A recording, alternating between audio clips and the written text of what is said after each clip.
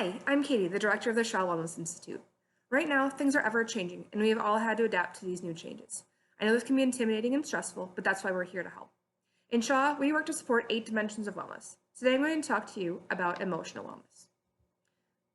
Emotional wellness is an awareness, understanding, and acceptance of your emotions and your ability to manage effectively those emotions throughout challenges and changes, which we're all experiencing a lot of right now.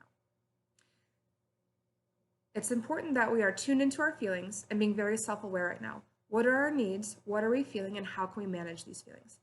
Emotional wellness doesn't mean you're happy all the time, but it means that you recognize what in your life causes happiness, what causes stress, and how can we manage those stressors and increase our happiness. It's being aware of what situations or what experiences that we're dealing with right now can cause us to have stressors and how we can deal with those. It's very important to acknowledge these feelings of stress, these feelings of grief, these feelings of loss, and cope with them rather than shutting them down or dwelling on them too much. We're all grieving right now. We're all missing out on something, and we're all losing something. How can we find ways to spin this situation in a positive while acknowledging that grief and that loss? We need to try to be in control of our thoughts and feelings and try to bounce back from these challenges rather than letting them keep us down. This can be done by finding gratitude in our lives. Think every morning when you wake up or every night before you go to bed, what are you grateful for? What are you looking forward to happening today? And what are you happy for that happened this afternoon or this morning? Be open-minded to new things, being flexible as possible, as opposed to being rigid in your response to challenging situations.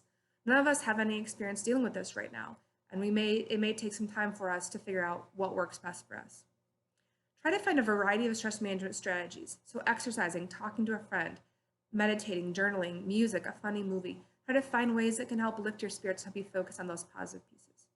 Sometimes we need emotional help and support from a therapist or through medication. Don't be afraid to reach out for therapists, support groups, or other ways that you can find to help yourself.